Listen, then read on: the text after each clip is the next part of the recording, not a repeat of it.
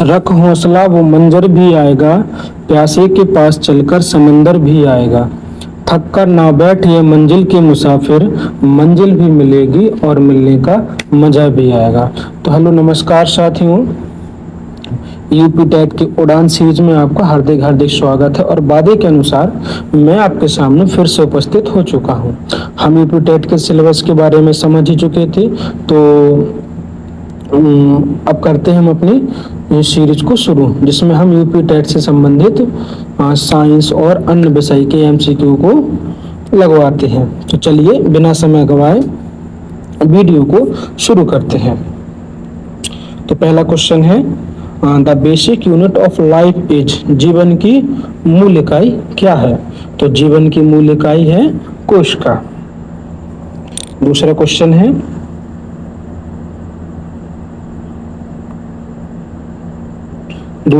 हमारा photosynthesis occurs इन, प्रकाश संश्लेषण कहाँ होता है? तो ऑप्शन ए है जड़, ऑप्शन बी है तना, ऑप्शन सी है पत्ती, ऑप्शन डी है फूल। तो फोटोसिंथेसिस पत्तियों में होता है। आप देख सकते हो यहाँ पर बगल पे फोटो लगी हुई है। क्वेश्चन नंबर 3 है, the green pigment in plant is, पौधों में हरा वर्णक क्या कहलाता है? तो पौधों में हरा वर्णक क्लोरोफिल कहलाता है। क्वेश्चन नंबर 3 की ओर बढ़ते हैं, which gas is essential for the photosynthesis, प्रकाश संश्लेषण के लिए कौन सी गैस आवश्यक होती है? तो यहाँ पर ऑप्शन ए है ऑक्सीजन, ऑप्शन बी है नाइट्रोजन, ऑप्शन सी है कार्बन डाइऑक्साइड और ऑप्शन डी है हाइड्रोजन। तो इसका सही आंसर है दोस्तों option C, carbon dioxide. Human heart has, पांचवा क्वेश्चन है, ह्यूमन हार्ट हैज अर्थात मानव हृदय में कितने चैम्बर होते हैं? ऑप्शन ए है 2 चैम्बर, 3 चैम्बर, 4 चैम्बर या फिर 5 चैम्बर। तो इसका सही आंसर है हमारे हृदय में यानी ह्यूमन हार्ट्स में 4 चैम्बर्स होते हैं। यहाँ देखिए, आपको यहाँ चित्र के माध्यम से दिखाया गया है। क्वेश्चन नंबर 6 की तरफ बढ़ते हैं हम। क्वेश्चन नंबर 6 कहता है, ब्लड इज प्यूरिफाइड इन, रक्त का शुद्धिकरण होता है कहाँ होता है? ऑप्शन ए है लीवर, ऑप्शन बी है किडनी, ऑप्शन सी है लंग्स और ऑप्शन डी है हार्ट। तो रक्त का शुद्धिकरण किडनी में होता है। देखिए जैसे यहाँ पर आप देख सकते हैं कि किडनी का चित्र बना हुआ है। क्वेश्चन नंबर 7 की ओर बढ़ते हुए, the largest gland in the human body, मानव शरीर की सबसे बड़ी ग्रंथि क्या है? ऑप्शन ए है thyroid glands, pancreas glands, option C liver, option D pituitary glands. तो इसका सही आंसर हो जाएगा लीवर, कि लीवर सबसे बड़ी ग्रंथि है। क्वेश्चन नंबर 8 की ओर बढ़ते, द ऐसा यूनिट ऑफ फोर्सेस, बल की ऐसा यूनिट क्या है? ऑप्शन ए है जूल, ऑप्शन बी है वॉट, ऑप्शन सी है न्यूटन और ऑप्शन डी है पास्कल। तो इसका सही आंसर हो जाएगा कि बल की ऐसा यूनिट ऑप्शन सी अर्थात न्यूटन है। क्वेश्चन नंबर 9, स्पीड का फॉर्मूला पूछा गया यहाँ पर। तो पहला ऑप्शन है distance multiply time, distance divided by time, time divided by distance और वेलोसिटी मल्टीप्लाई बाय टाइम। तो इसका सही आंसर हो जाएगा हमारा कि distance divided by D upon T, यानी टाइम डिस्टेंस डिवाइडेड बाय ये डी बना हुआ है, कंफ्यूज ना होना, ये डी है। Question number 10, the planet known as the red planet, कौन सा ग्रह है जो लाल ग्रह कहलाता है? तो इसका सही आंसर है मार्स, यानी मंगल ग्रह को लाल ग्रह के नाम से जाना जाता है। क्वेश्चन नंबर 11 की तरफ बढ़ते हैं, पृथ्वी के सबसे निकट तारा है, अर्थात हमारी पृथ्वी के सबसे निकट तारा कौन सा है? तो जैसा कि हम तो जानते हैं कि पृथ्वी के सबसे निकट तारा सूरज है, जिसके द्वारा हमें ऊर्जा प्राप्त होती है। Question number 12, water boils at, जल उबलता है कितने डिग्री सेल्सियस पर? 50 degree Celsius, 75 degree Celsius, 100 degree Celsius या फिर 120 डिग्री सेल्सियस। तो इसका सही आंसर हो जाएगा दोस्तों कि ये वाटर 100 डिग्री सेल्सियस पर उबलता है। क्वेश्चन नंबर 13 है, वाटर फ्रीजेस एट, जल जमता है किस टेम्परेचर पर? Option A 0 degree Celsius, option B 10 degree Celsius, option C -10 degree Celsius और ऑप्शन डी 5 डिग्री सेल्सियस। तो इसका सही आंसर हो जाएगा हमारा ऑप्शन ए 0 डिग्री सेल्सियस पर वाटर जमता है। प्रश्न संख्या 14, which vitamin is obtained from the sunlight, सूर्य के प्रकाश के माध्यम से कौन सा विटामिन प्राप्त होता है? यहाँ पर ऑप्शन दिए हुए हैं, और vitamin A, vitamin B, vitamin C या फिर विटामिन डी। तो इसका सही आंसर हो जाएगा विटामिन डी।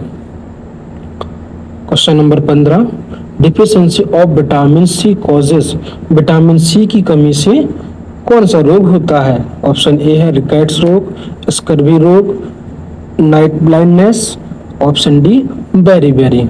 तो इसका सही आंसर है हमारा स्कर्वी रोग विटामिन सी की कमी से होता है।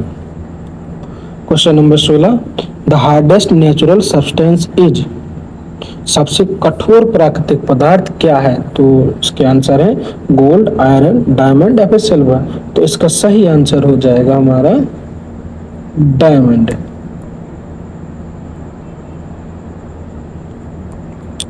यहाँ पर चित्र है, देख सकते हैं आप।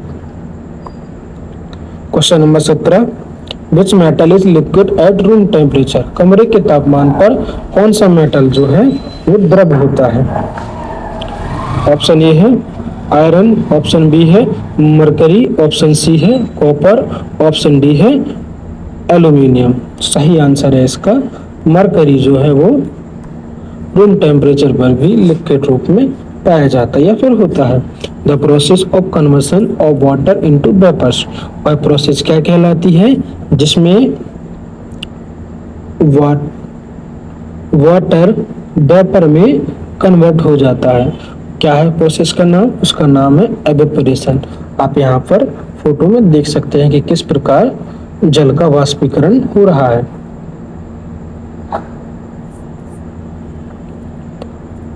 अगले क्वेश्चन की तरफ बढ़ते हैं। क्वेश्चन नंबर 19 है, which organ help in breathing, सांस लेने में कौन सा अंग सहायता करता है? तो ऑप्शन ए दिया हुआ है हार्ट, बी किडनी, सी लंग्स या फिर डी लीवर। इसका सही आंसर हो जाएगा सी अर्थात लंग्स यानी फेफड़े। क्वेश्चन नंबर 20 की तरफ बढ़ते हुए हम, sound can not travel through, ध्वनि किस माध्यम में नहीं चल सकती है? ऑप्शन ए है सॉलिड, ऑप्शन बी है लिक्विड, ऑप्शन सी है गैस या फिर ऑप्शन डी है वैक्यूम। तो वैक्यूम में साउंड ट्रेवल नहीं कर सकती है। क्वेश्चन नंबर 21, विद्युत धारा की इकाई क्या है? Option A volt, option B ohm, option C ampere, option D watt. तो इसका सही आंसर है ऑप्शन सी अर्थात एम्पियर विद्युत धारा की इकाई है। Question number 22, the source of energy for earth is, पृथ्वी के लिए ऊर्जा का मुख्य स्रोत क्या है? ऑप्शन ए है मून, ऑप्शन बी है सन, ऑप्शन सी है विंड और ऑप्शन डी है वाटर। तो क्या है इसका आंसर? इसका आंसर है सन। सन के माध्यम से पृथ्वी को ऊर्जा प्राप्त होती है। Which disease is caused by deficiency of iodine, यानी आयोडीन की कमी से कौन सा रोग होता है? ऑप्शन ए है गोइटर, ऑप्शन बी है मलेरिया, ऑप्शन सी है ट्यूबरकुलोसिस, ऑप्शन डी है डेंगू। गलती से फिसल गया था।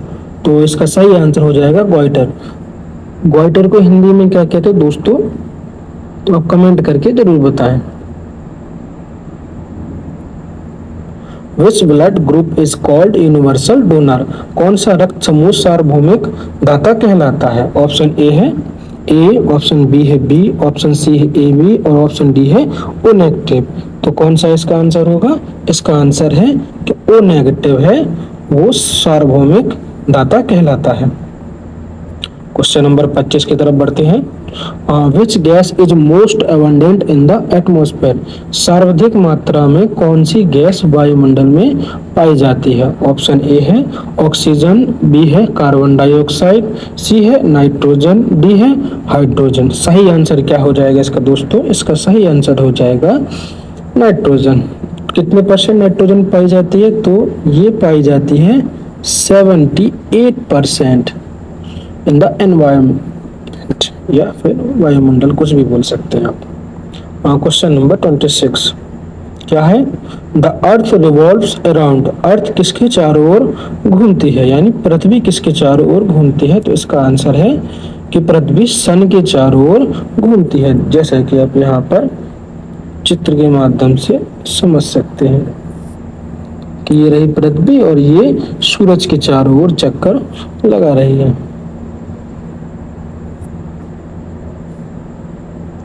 क्वेश्चन नंबर 27 क्या कहता है?